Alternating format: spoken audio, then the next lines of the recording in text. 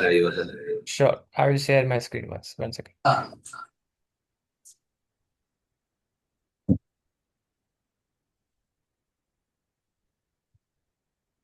Tech support Yes, sir. Recording started. Yes. Yeah. So, Okay. good evening to all. A warm welcome for Bayer Eyesight meeting. Today we have our speaker, Dr. Vishal Rawal sir. Sir is working as a senior video retina surgeon at LV Prasad Eye Institute. About sir educational background, sir completed his primary medical education from Maratha Vidya Prasarak Samaj Medical College, Nasik, followed by his diplomate of the National Board in Ophthalmology from KJ Somaiya Medical College, Mumbai. He did a research cum Vittor Retina Fellowship from Shankar Nethralaya, Chennai, before joining to LV Prasad Eye Institute in 2013. Sir has done International Ophthalmology Research Fellowship in Ocular Oncology under the mentorship of Dr. Arun Singh at Cole Eye Institute, USA. Sir has published widely in peer-reviewed journals and presented at various conferences. His areas of clinical interest are vitreoretinal diseases like diabetic retinopathy, retinal detachment, and ocular oncology, including management of intraocular tumors like retinoblastoma, choroidal melanoma, and various other retinal and choroidal tumors. With this, handing over the session to you, sir. Over to you, sir. Okay. Thank you, Anil, for the kind introduction.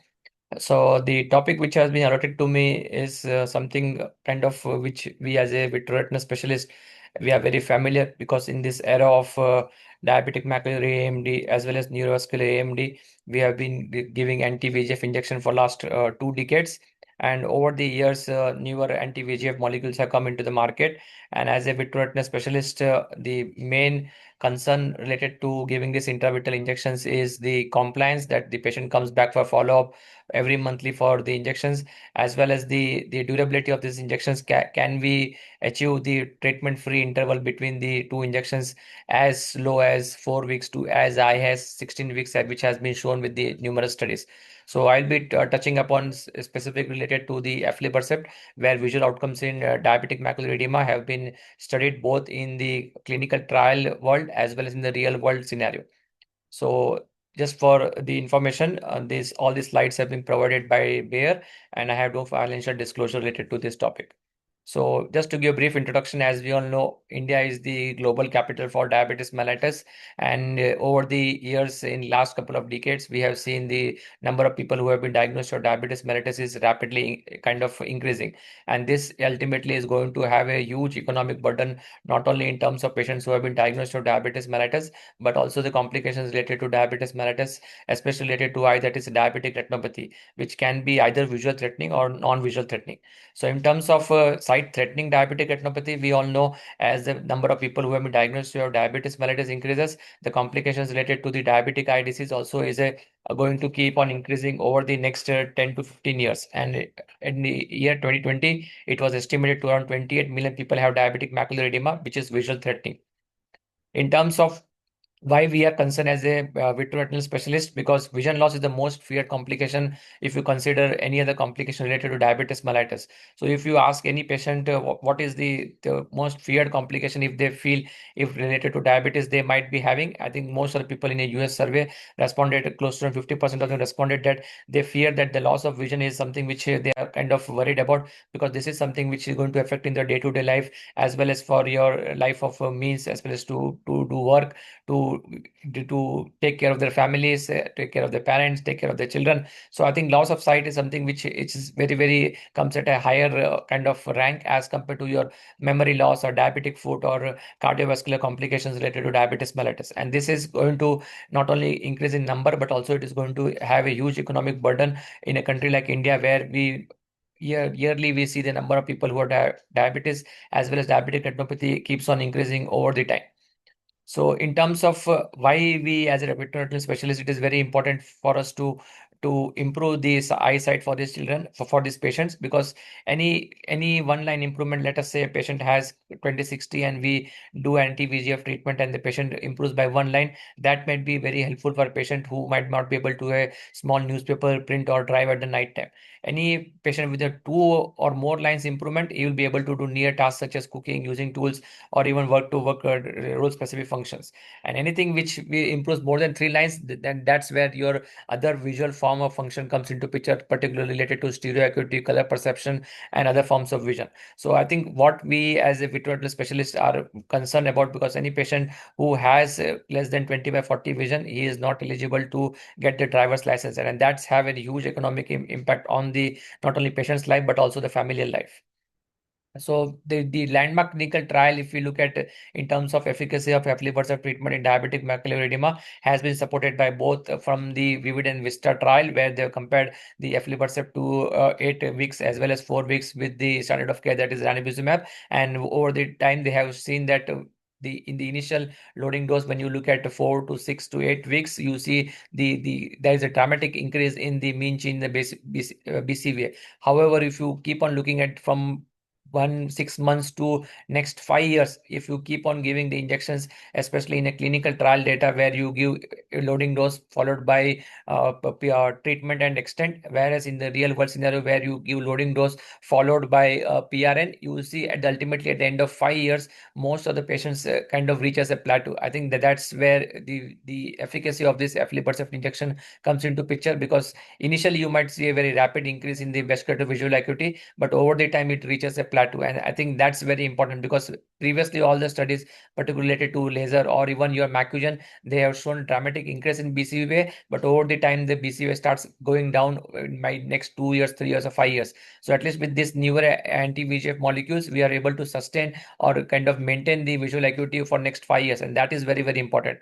Even in the DRCN protocol T, you can see the median number of injections which were given in 9 injections in the first year, whereas the number of injections reduced by second year to as low as 5 injections, thereby maintaining or plateauing the vascular visual acuity of improving of more than 12 letters, both in terms of Q12 as well as Q8 aflibercept injections.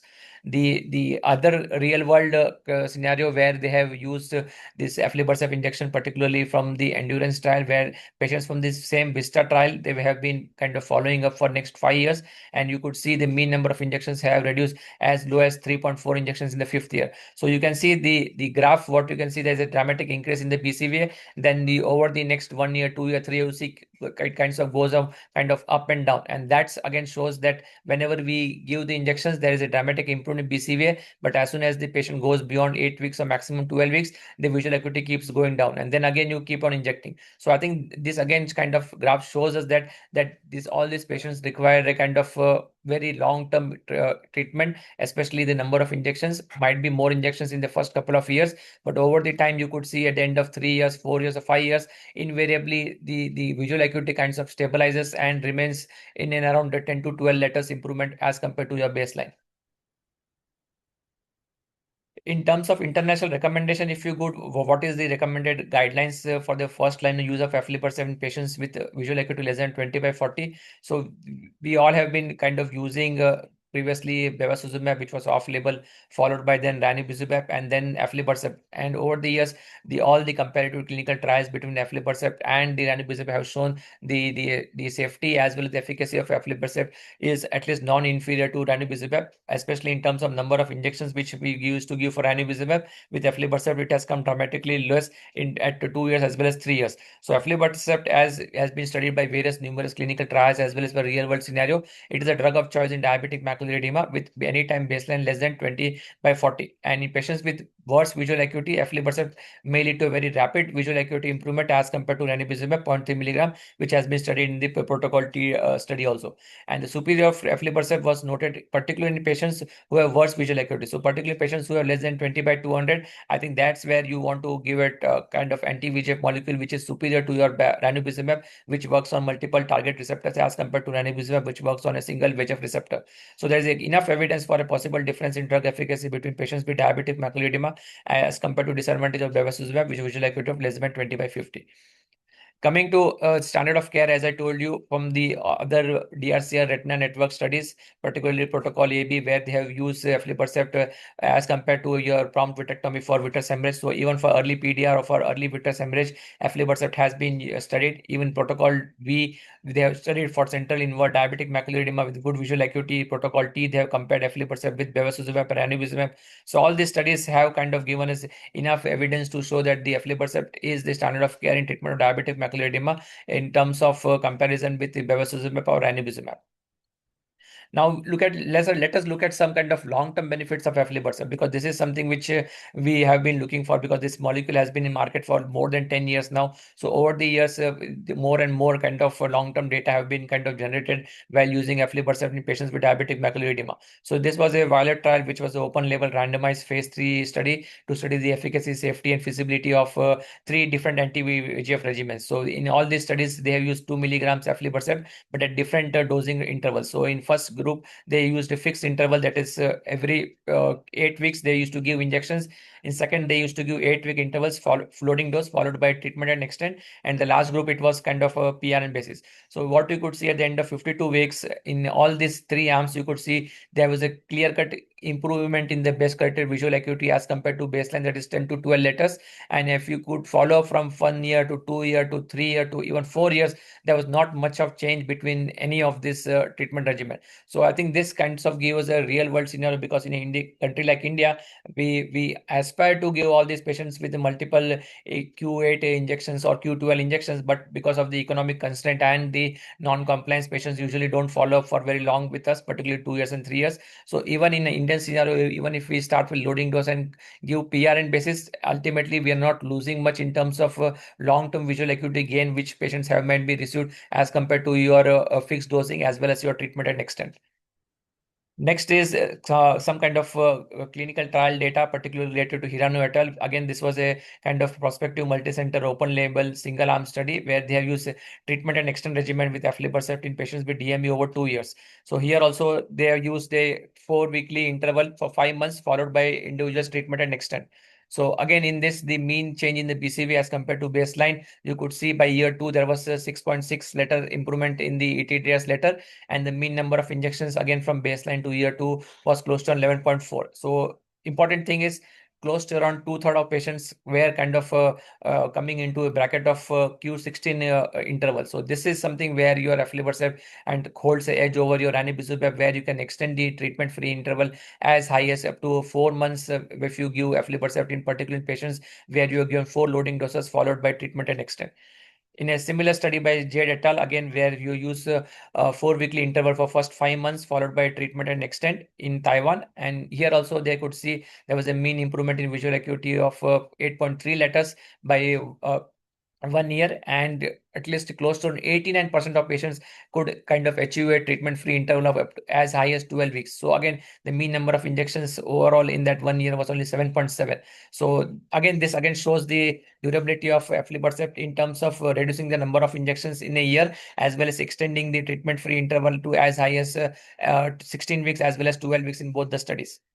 In a last couple of studies, particularly related to same Vibin and the Hirano et al., where they have shown Q12 interval and Q16 interval, you could see it could easily achieve close to 57% of patients at the end of 2 years in case of Vibin study, as well as Q16 was achieved in close to 67%, that is 2/3 of patients where they could achieve Q16 interval. So again, this kinds of shows the durability of aflibercept, particularly when we start with 4 loading doses followed by treatment and extent. Last, we all be all knowing that aflibercept has been available in the market, especially in India, for last more than 10 years.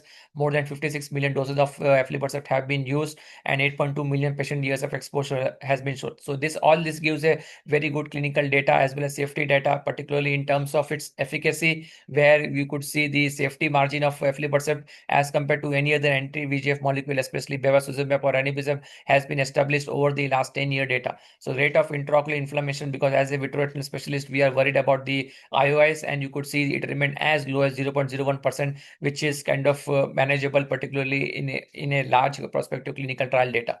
In terms of endophthalmitis, again, it was very, very low, that is 0.006%. Again, it comes in the range which is as comparable to any other anti-VEGF injection. In terms of post-marketing ocular vasculitis or inflammatory vasculitis, it is negligible, you can say 0.0003%, which is again not so significant when you look at the number of injections where other anti-VEGF molecules who have reported other intraocular inflammation, especially vasculitis with brolucizumab. In terms of safety signals, particularly related to systemic circulation and other development of retinal vasculitis or vascular occlusion, it has not affected or any kind of patients in the longer run. So I conclude, I would say aflibercept has shown meaningful vision gains or maintained vision regardless of baseline vision in the treatment of choice for patients with BCVA less than 20/40. Early intensive treatment, that is loading dose followed by treatment and extent, has been the standard of care, especially in the clinical trial data. However, in Indian scenario, I think loading dose followed by PRN has also shown the similar efficacy. Patient factors, especially beyond baseline vision, such as duration and control of diabetes, anemia, diabetic nephropathy, also has to be taken into consideration, especially when you're treating diabetic macular edema. Aflibercept is the only biphasic fusion protein that's designed to not only block the VEGF, also patented placental insulin growth factor. And last but not the least, with proactive individualized dosing, patients can maintain visual gains with a reduced treatment burden after 1 year, with extending even up to 2 years with a number of injections as low as 5 injections in the second year. And the emerging real-world studies in the diabetic macular edema have shown with greater efficacy with good visual and anatomical outcomes in clinical practice, which are consistent with the clinical trial data. With that, I will conclude and I will be happy to take any questions. Thank you for your patient listening. Thank you so much, sir, for your wonderful presentation. Sir, we will wait for another 2-3 minutes, sir. If any questions are there, we will Sure. address those.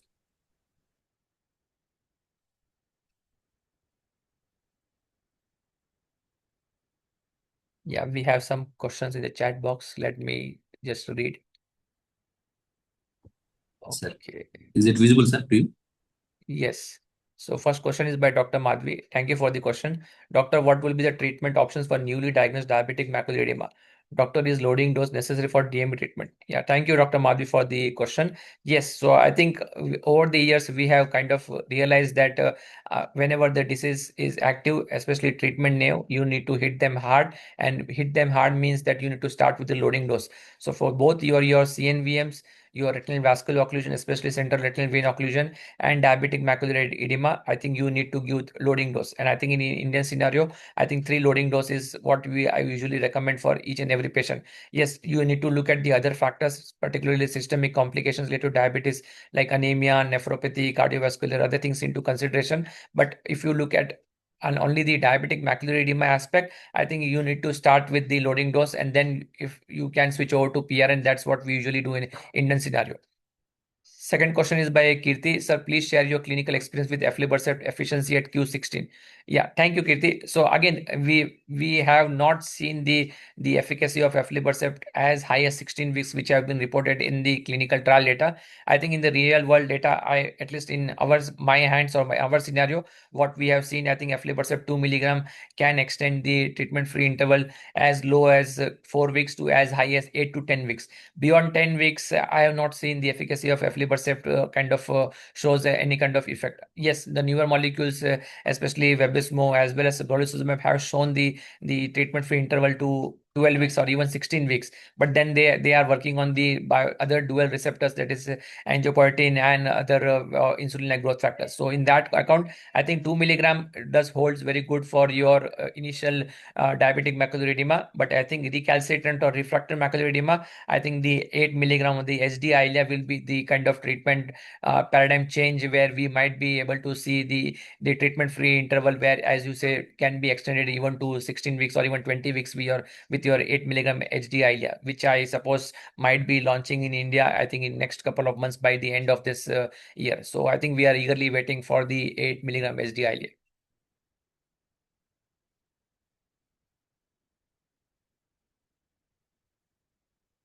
Thank you. Sir, I think looks like there are no other questions, sir, from audience. Thank you so much, sir, once again for your time. Okay. Thank you all the audience Sure. whoever is attending for this meeting. Thank you, sir. Okay. It's Thank a you. good to Thank you, close, Anil. sir. Yeah, welcome.